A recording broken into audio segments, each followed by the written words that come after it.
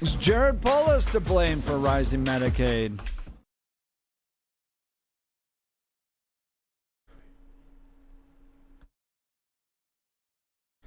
That's incredible power for a governor. I want to find out more. This will be fun, my friend. This will be fun. Text messages on the last hour. I think this is probably pretty close to what we're going to see this week. Yeah. 5453. I think the reason nobody wanted to release the Epstein files is that there are politicians on both sides in there. But that's not the catastrophic issue for both parties. The donor class is about to be decimated. Ooh. And I am here for it.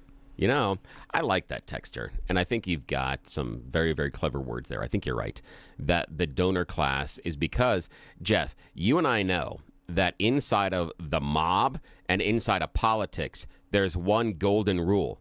Don't F with the money. And that's what these files are going to do. It's going to F with the money on a large level. And I think it's very insightful looking at the donor class, because now if you're a politician and that person, whoever it is, pick your favorite person that donates to your causes or the person that you hate the most that donates to the other side. And if they're implicated, now all of a sudden those donations are going to be used in opposition research. And it's going to be, why did you take money from this person that was so friendly with Epstein? And as well, there should be questions. I didn't say it was wrong. I'm just saying, yeah, the texture's got a point. Breadman bringing up a great point as well. What about the fact Epstein was texting Democrat members of Congress in real time, directing their questioning of witnesses? Did you see that? Yeah. There's all sorts of things that are just crazy. What? Yeah. And trying to, go after Trump and his administration and setting that all up?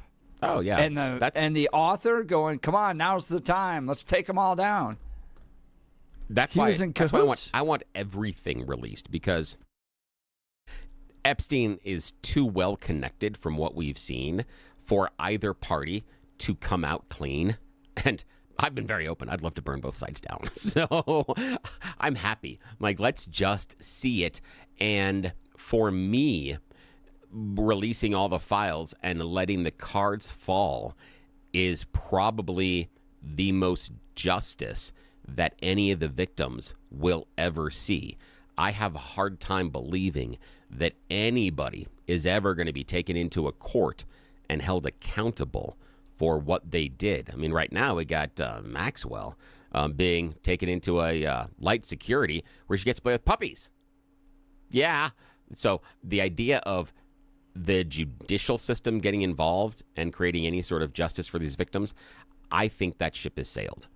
And so the best case scenario in my mind is drop it all, and the public will decide. Is it coming? What do you expect to see? Plus, is Jared Polis creating the problems Colorado's facing with its budget, with its Medicaid spending? We'll get to all of that and Jeff, more. that sentence was much too long. You could have just stopped after problems. Just saying. Much too long of a sentence, my friend. Yeah, there you go. Now it's time for News and Comment with Blake Olson. Blake Olson. Blake Olson, News and Comment. Good Tuesday morning, 45 and cloudy in Denver, expecting a high of 61 today. News sponsored by Pastor Camp Heating and Air Conditioning at 303-777-1234 to learn more about special savings opportunities on Lennox equipment. Our top story. It's one of the cliches. If it can happen there, it can happen anywhere. Stephen Tubbs from the DEA's Rocky Mountain Field Division says after the largest seizure of counterfeit pills in state history and the sixth largest single seizure of suspected fentanyl pills in U.S. history, it's time for even more people to know, especially young people in Colorado. And I think now, in the weeks and months to follow, let's give a shout out to the Douglas County schools. Let us come as DEA and let us tell your classroom, your community group, your Kiwanis Club, your Rotary, that this is here, and this should be a wake-up call for everybody in Colorado. 1.7 million counterfeit fentanyl pills found in a storage facility in Highlands Ranch. David Oleski and our old friend Tubbs in studio with Jeff and Billy this morning. And how many lives did this potentially save, David Oleski? Hundreds of thousands. You know, the laboratory testing for DEA, we do regular testing over the years, and at its height, it's gone up to 7 of every 10 pills contains a lethal dose, down to 3 or 4. So the bottom line is you don't know what is inside one of those pills. Hundreds of thousands. Congrats to the DEA's Rocky Mountain Field Division. An awesome job, and great to see Steph and David today in studio here at KNUS. Congress expected to vote on releasing the Epstein files. The bill would force the Department of Justice to disclose records related to the late financier and convicted sex offender, a fast-tracked effort that comes months after a vote was stalled. The public is still invested in the Epstein files. Clearly there's more. They would have been released a long time ago. I have a lot of questions, but I don't know. I guess, I assume they would be releasing the juiciest stuff first to get people's attention, but who knows? I guess there could still be more out there. I honestly just think putting the list out there would kind of be enough. An anonymous White House official has said the government does not have a list of pedophiles who worked with Jeffrey Epstein. I'm Natalie Migliori, NBC News Radio. And you heard Jeff and Billy talking about Harvard's Larry Summers last hour. I just needed to add a few things. Okay, one more. Jeez. And then Scott Jennings, he stuns Anna Navarro and the CNN panel talking about Stacey Plaskett, Democrat, who was being programmed by Epstein, evidently, before, I think it was 2019. There you go again. Scott, there you go again, trying to make this into a Democrat. I think it's very. She was being programmed by him after the moment you said we all knew. It's very hypocritical for you to call out the names of only the Democrats, but not apply the very same logic to everyone. What Republican was he programming? Listen, hold on. You're basically saying if you're named in these documents, I guess you're saying that they should be condemned. Anna is basically saying, let it all out. But you're the only one who's making a carve out for one person, and that's Donald Trump. There's no evidence that he had any contact with Epstein after he excommunicated him, but we do have evidence that he was programming Democrat members of Congress. Why isn't that a big deal to you guys? I guess the point. And this is only the beginning. Services returning to normal on several popular websites and apps that were impacted by Cloudflare outage today. The web service firm said a fix has been implemented and the incident is now resolved. The outage caused issues with apps and websites like ChatGPT X and the video game League of Legends. DoorDash says hackers got access to customers' phone numbers and physical addresses. The online food ordering and delivering company insists this type of data is not sensitive because it doesn't include things like social security numbers. I don't care. They say the crooks got in when an employee fell for a social engineering attack. All right, 3 college football games tonight to kick off Week 13. I mean, they're meaningless games, but I like looking at this because I want to play a Name That Nickname with Jeff and Billy real quick. Bowling Green and Akron, Ohio against UMass, Western Michigan and Northern Illinois. Top 10 nicknames, in my opinion. Akron and UMass. Anyone, real quickly, don't cheat. Akron. How about Akron? Do you know their nickname? The hay balers. No, not that. No, Jeff? that's not it. The Lambkins. Ooh. I like that one, though. Good. They are the Zips. Because they have Zips. a zipper factory in Akron. Do they? Ohio, yep. Oh, nice. And they are, I think that is one of the greatest nicknames. That's pretty cool. Because, it is. It's a good one. There are so many options for cheers and chants you could do at the game for that. So, yeah, okay. No doubt. I like that. Yeah. No okay. doubt. And how should I say this? Gestures. How about gestures? Yes. Yes, gestures are good. Yes, exactly. How about, many gestures. How about UMass? I love this one. Oh, aren't they like, no, it's because Maryland's the Terrapins. Mm-hmm. But UMass, I don't know. Think history. Oh. The Fighting Cornwallises. Good one, though. Good one. I like it, Jeff. Fighting Cornwallis. I'm just thinking, be cool hats in the stands. Not bad. You're close. You're close, Jeff. It's the Minutemen. Hey, you cheated. I did. Nicely done. That is correct. I Jeff just is typed correct. in UMass, And I it love the said fact that Minutemen. during the time I'm answering, Jeff took the advantage and researched. I salute you, sir. I cannot discount you for that one. Nicely done. That was great quickness, man. That was good. I love it. It's very smart. I love it. The Minutemen from UMass, Western Michigan, Northern Illinois, also playing tonight. Is that an appropriate name? We got to change that. I think G-Dub, my alma mater, dropped the Colonials. Yeah. Why? Oh, because of what? Really? Yeah. Well, the Minutemen, I mean, they're just looking for a. Did they? I think they could do Minutemen, but the problem is you just got to change what the moniker means, and then you get one of those ED sponsors. Then you're fine. Right. Then you're good. I think it's fine. Right. Plenty of you can jokes do there. a logo, and you can design a logo in your head however you want right now. I'm just saying. Yeah, that's why there are the options. Zips. Yes, that's why the Zips and the Minutemen going together. It's pretty funny. Yes, every sixth grader is going. Exactly. Yeah. Exactly. It's like those old soccer. I think I told you this a year ago. Yeah. The old soccer teams in the MLS. It was Kansas City. Oh yes. The Whiz and Burn. The Whiz and Burn. Yes, Kansas City Whiz and the Dallas Burn. Yes, you have the Whiz and Burn. Yes. Yes, I know that one. Yes. I love that. All right, Nuggets fall to the Bulls last night, 130-127, even though the Joker had 36, 18, and 13. 42 in Castle Rock, 43 in North Glen, 45 in Denver.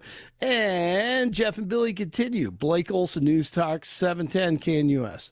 The system that came through yesterday is off to the east, so it'll be partly cloudy. Temperatures are going to be hovering around the 50s to lower 60s for the next 3 days, at least for today and tomorrow. Lower 50s on Thursday. Today and Wednesday will be a mix of clouds, sun, and dry conditions. Lows tonight, lows tomorrow night will be in the lower to mid-30s. Now, late Thursday night into Friday morning, chance of rain and snow shower activity as a small storm system will be passing through eastern Colorado here at the end of the week.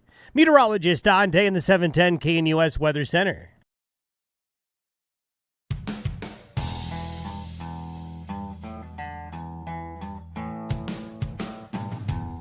So Medicaid here in Colorado accounts for 38% of the Colorado state budget,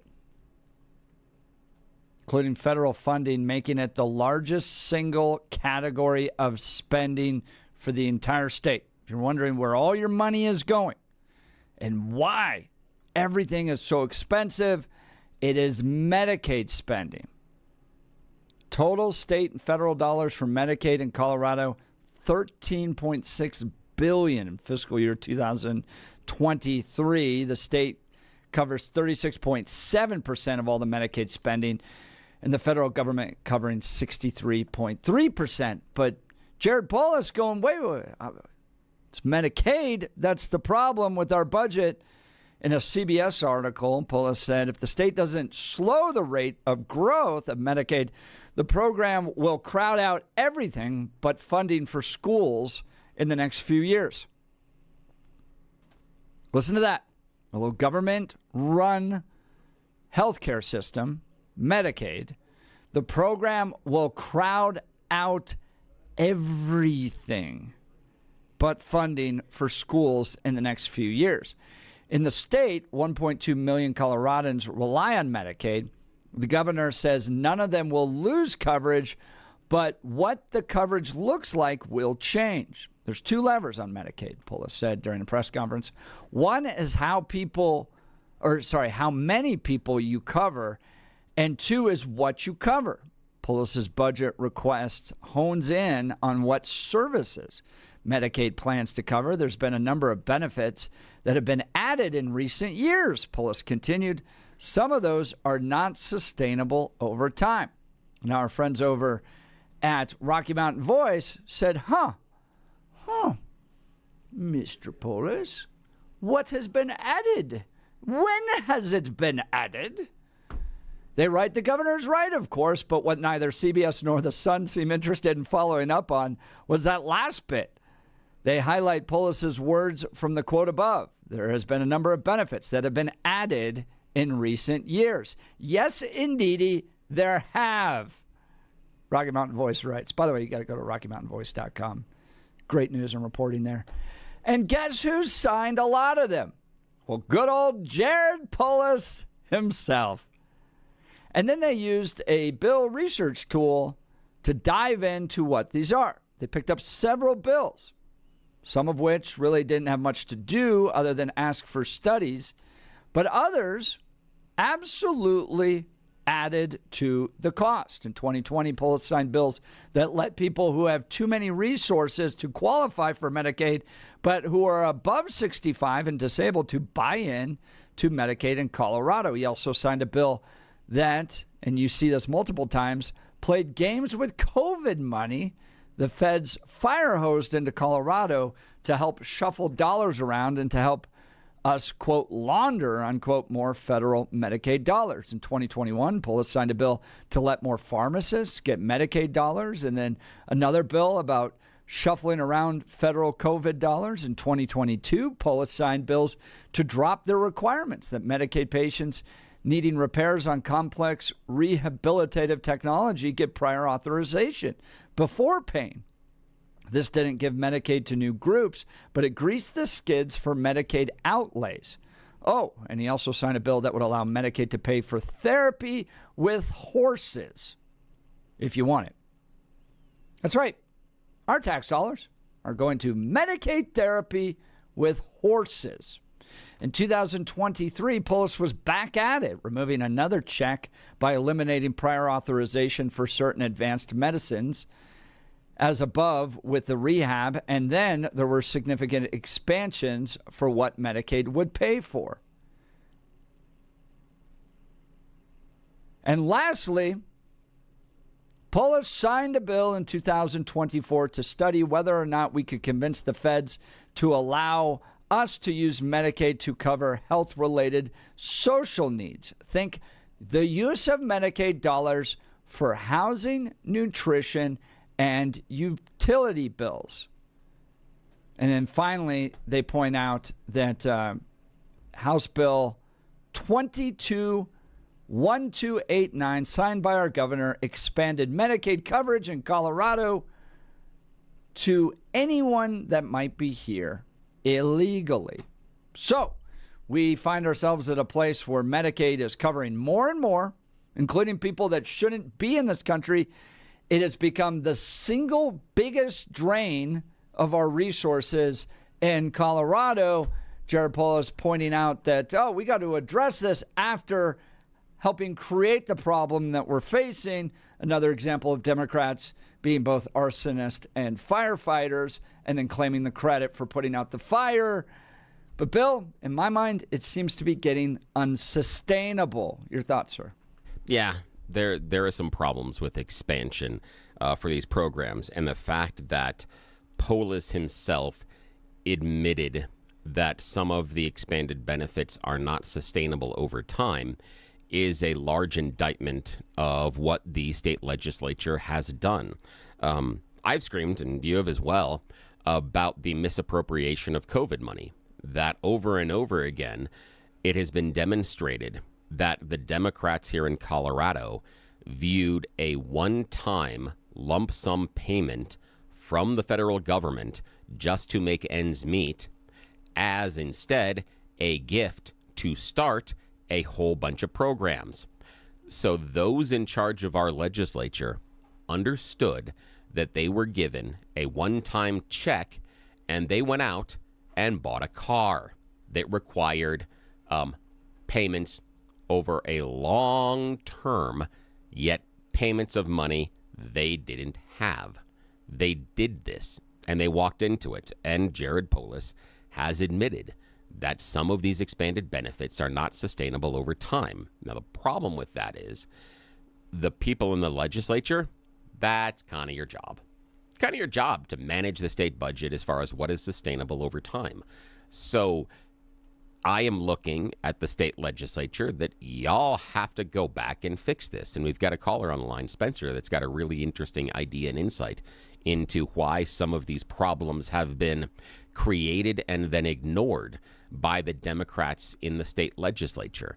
But these are things based on budgetary items that have to be addressed. And I like the fact that you pointed out the things like the horse therapy. That seems fairly easy. Yeah, seems very easy to trim those type of programs in order to find savings.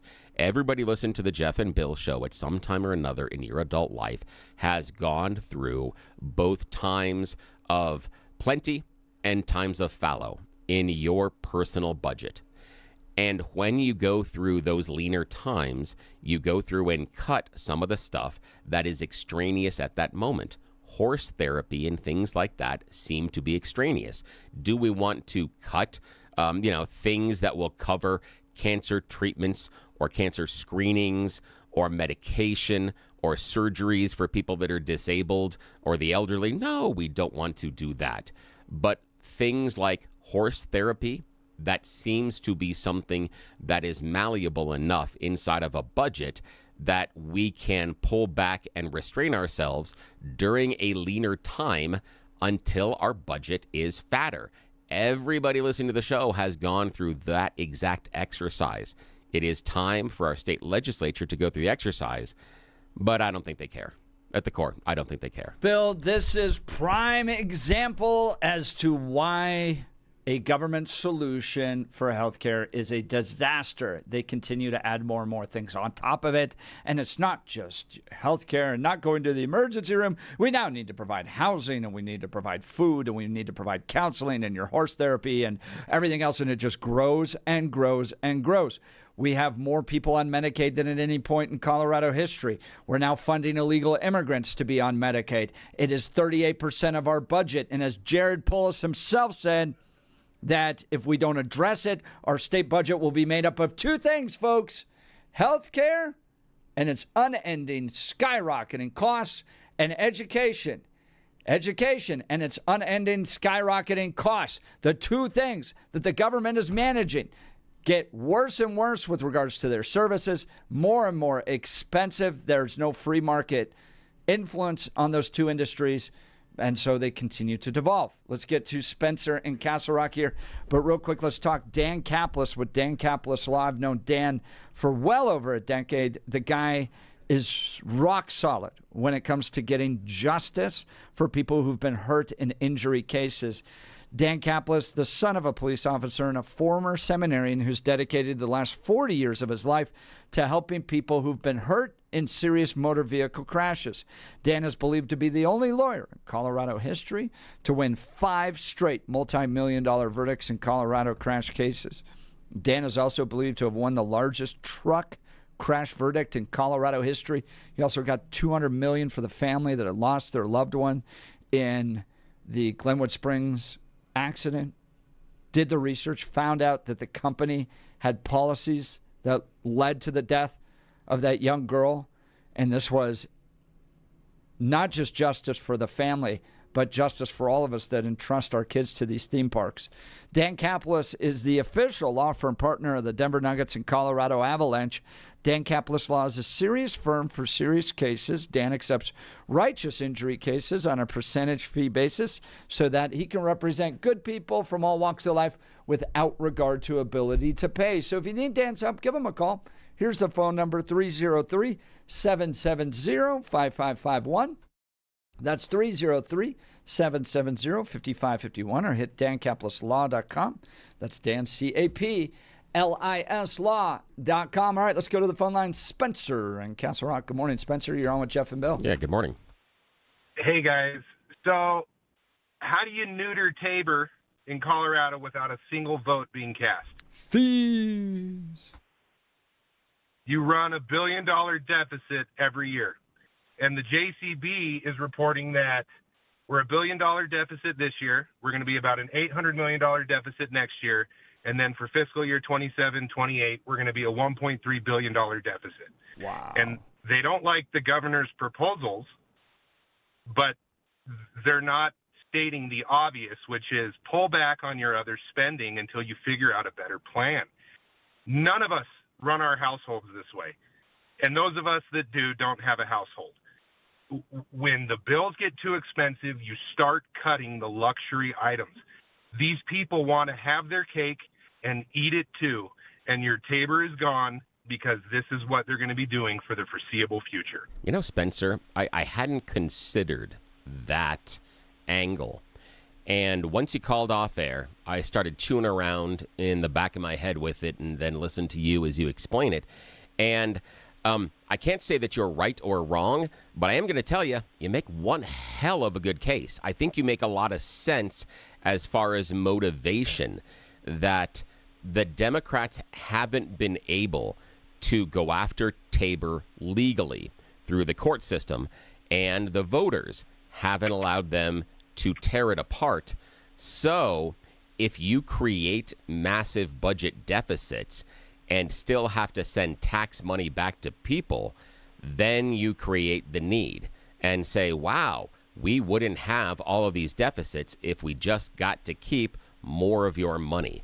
I hadn't looked at it that way, but I think you've got something there, man. I think you've diagnosed something that I'm not saying all the Democrats are going at it that way, but I think a good number of them, I could definitely be persuaded that a good number of them are looking at it that way, that if we just continue to spend more, we then have the argument to keep more. It's, I don't know if it's true. It seems like the most obvious to me. It's quite amazing to me that 38% of our state budget services 1.2 million people. Yeah, I think that's an issue as well, and I like the idea of cutting out some of the luxury. And what are some of those extra things? Personally, as far as, I'm sorry, go ahead, Jeff. Bill, doesn't this prove that Medicaid isn't going to be able to provide the services? It just grows and grows and grows. More and more people. I don't think it's providing quality services, and it's becoming a bigger part of our budget. I would disagree, because usually people that are on Medicare give it very high scores. It has, if you looked at, are you happy? Medicare or Medicaid? Both of them get fairly high scores, I think, because I think it's on normal, on surveys about are you happy with your insurance, etc. They do okay. They do, I think, better than average and better than most. But again, I could be wrong about that. But I know in the past they've had from users a very good response, that people are happy with it for a variety of reasons. So I disagree with the idea that if everybody was on Medicare, that we would universally hate it. I don't see that being portrayed in what I've seen from the user base. But Spencer, your thoughts on it? Well, I think it's a service that's needed, but I think it's bad governance, right? We expect, as you said, we expect our legislatures here in the state to have some foresight. Some. I'm not saying they need to be able to read 20 years down the line, but come on.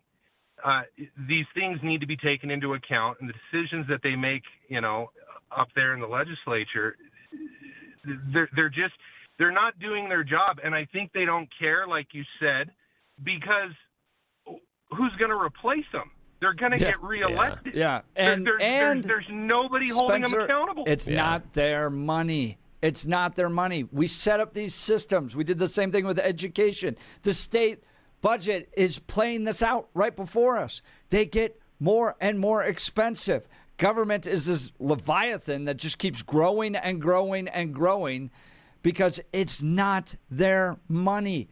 And you have no Republicans that are actually going to replace them. So, do you guys think there needs to be a mechanism for citizens, for everyday people, to be able to get some kind of legislation past our legislators and up to the people to vote on, so that we can start making changes outside the legislature? I'm talking about passing something like term limits, which they will never bring to the table.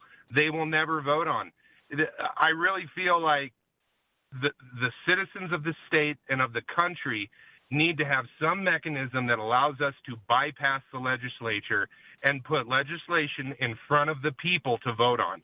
Yeah, Because there's a citizen it. a citizens initiative process. Advanced Colorado is fantastic. In fact, they're going to be announcing on Thursday that they've collected 200,000 signatures in order to get a ballot initiative on that will actually penalize people for fentanyl abuse. But the state does come in and make it more difficult with things like their titling issue and whether or not, the idea that, what you're trying to do in this piece of, sponsored legislation, not legislation, in this petition is too wide. It can't be a single issue. It's not a single issue.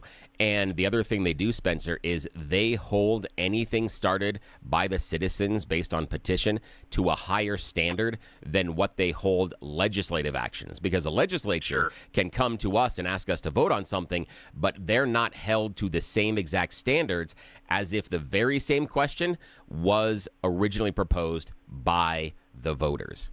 So it's not even the same game.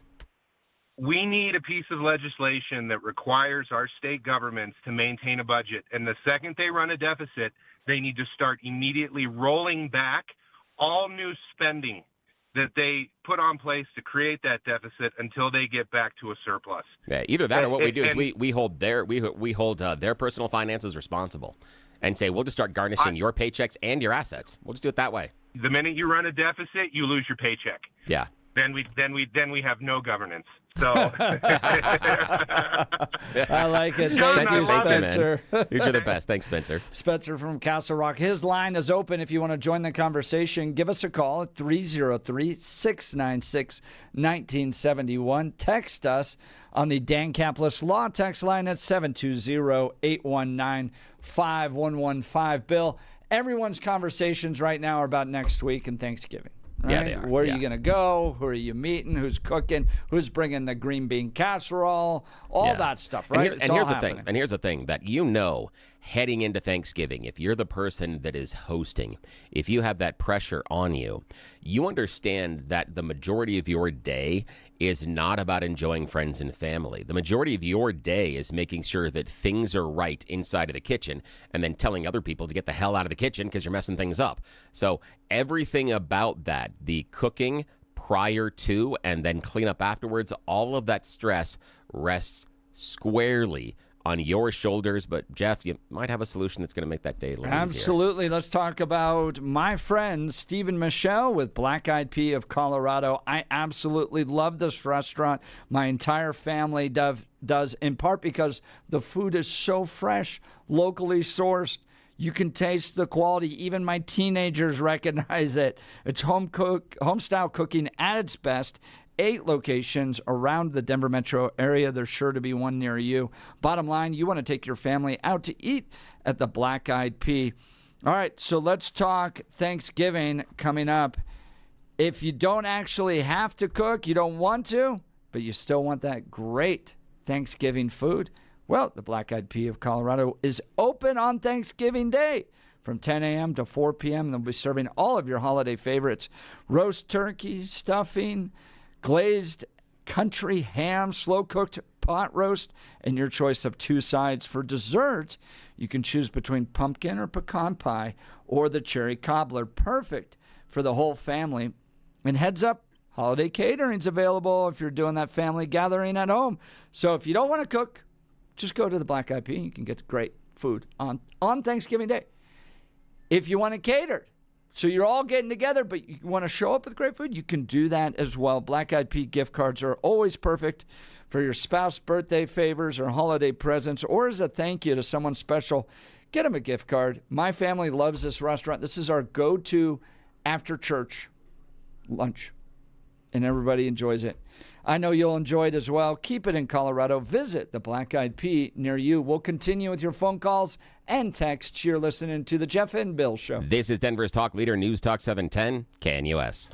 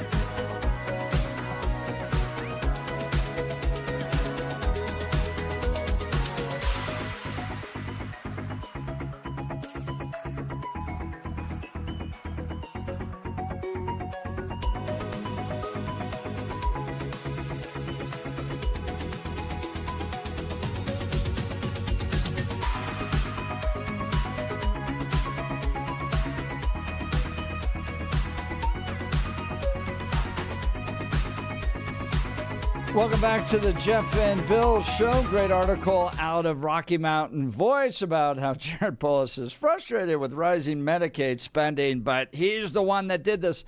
Bill, our friends over at Common Sense Institute took an analysis of the budget going back to fiscal year 2008.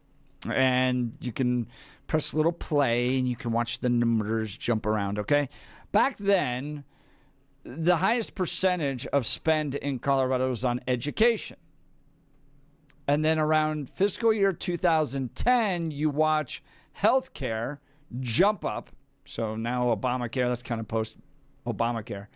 And it's this line that just keeps getting longer and longer, and everything else is dropping down, and getting smaller and smaller as a percentage of it.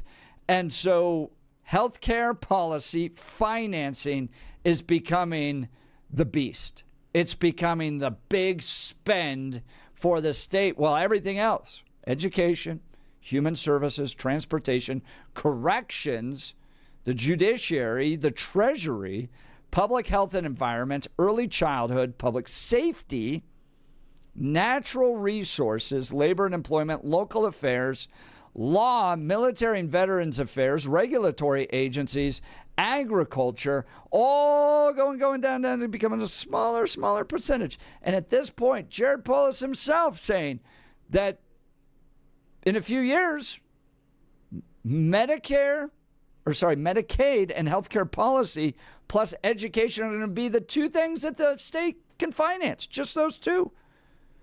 Do you want to live in a Colorado where healthcare policy and financing is the single biggest spend out of everything else, dwarfs everything else, or do you see that as a problem? I see it as a problem, but I see it as a different problem than you do, I think. Because my impression where you're coming from is that this is a huge problem with the state budget and we have to get it under control. We have to change how Medicare is allocated and who gets it. And I think there's some truth to that. I think there are some programs that have been expanded beyond their means, and especially ones that didn't have full funding. Why you would start a program and not be able to fully fund it, I don't understand that, because how many of us start a home rehabilitation or remodeling project and then can't fund the whole thing? How many of us have done that thing? So, I mean, there's a question about that you're going to start something and not have the money to complete it. Where I look at it is that our healthcare spending in America is out of control, just as a whole. And I'm talking about private and public. And for me, this is a symptom of a larger problem. And we've talked about it on the show before that we are the only major developed country where medical debt bankruptcy is actually a thing. And so for me, it is a symptom of our larger problem. Now, while it probably isn't the dominant budget number inside of most of the listeners' households, I bet it's creeped up. I bet it's a larger percentage of it now than it was in 2008 and 2010. It probably isn't the dominant force that it is in the state budget, but it probably is sucking up a lot more resources than it was back then. So I think that what we're seeing in the state is twofold. There is some mismanagement, but there's also just an expansion of what our healthcare costs are. All right, we're 15 years into Obamacare and the government stepping a larger and larger role into providing that service, that medical service for you. And as we can see, it is exploding. Anytime you put the government in charge of anything, you reduce the transparency and you take away important factors that drive the cost of something down. For instance, let me point to your phone. Okay, your phone's computer is more powerful than the entire computer that took astronauts to the moon. It's wildly powerful and gets more powerful, and your services get better. And what used to cost thousands of dollars to have a car phone, right, now costs a few $100s a month or something to be able to have something incredibly powerful in your hands, right? There's lots of market forces that push costs down and improve quality. What you have with healthcare is a government that steps in You lose transparency, you lose control, you lose those market forces. It's getting more expensive. It's dominating the state budget. We're 15 years into this experiment with Obamacare, and it's proving to be a total failure. It needs to be addressed, and handing the government more money and expecting better services is not going to happen. Let's go to the phone lines with Stacy here in just a second. Guys, let's talk L&L heating and air conditioning. Every day I wake up just praising the Lord for the great people at L&L heating and air conditioning. We got a new AC and furnace installed by them. I can control the thermostat with my phone. It's amazing. I love it. And you've heard me say it before, when it comes to keeping your home comfortable, who you trust matters. And that's why I recommend my friends at L&L Heating and Air Conditioning, a local family-owned company that truly cares about your comfort. Right now, they're offering a full furnace system evaluation for just $59.95 and a complimentary second opinion if you've already got a quote from someone else. And when you install a new furnace or AC, you'll get a free programmable thermostat or carbon monoxide detector, plus no hidden charges, no trip fees, and next-day installations. They don't nickel and dime you. They're just good local people that provide quality services. I love it. Their Gold Plan maintenance keeps your system running efficiently year-round, and you'll even get 1 year free with a new furnace and AC combo. I love that L&L gives back, offering discounts for first responders, military, and seniors, and treating every customer like their family. So if your home's too hot or too cold, call L&L Heating and Air Conditioning because, as they like to say, you'll be comfortable with us. Visit bestdenverhvac.com. That's bestdenverhvac.com. I've been absolutely thrilled with their care of our family. We've never been more comfortable. All right, we'll get to Stacy next. You're listening to the Jeff and Bill Show. This is Denver's Talk Leader, News Talk 710, KNUS.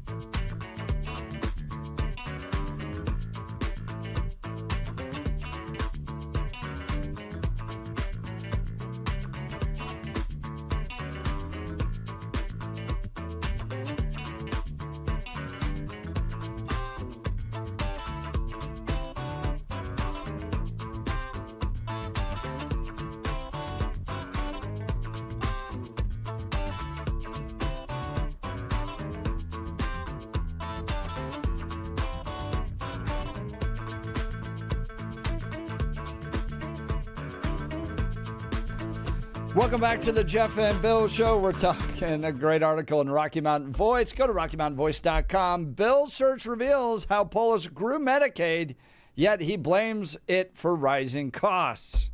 Welcome to the world of Democrat leadership. Let's go to Stacy in Denver. Good morning, Stacy. You're on with Jeff and Bill. Yeah, good morning.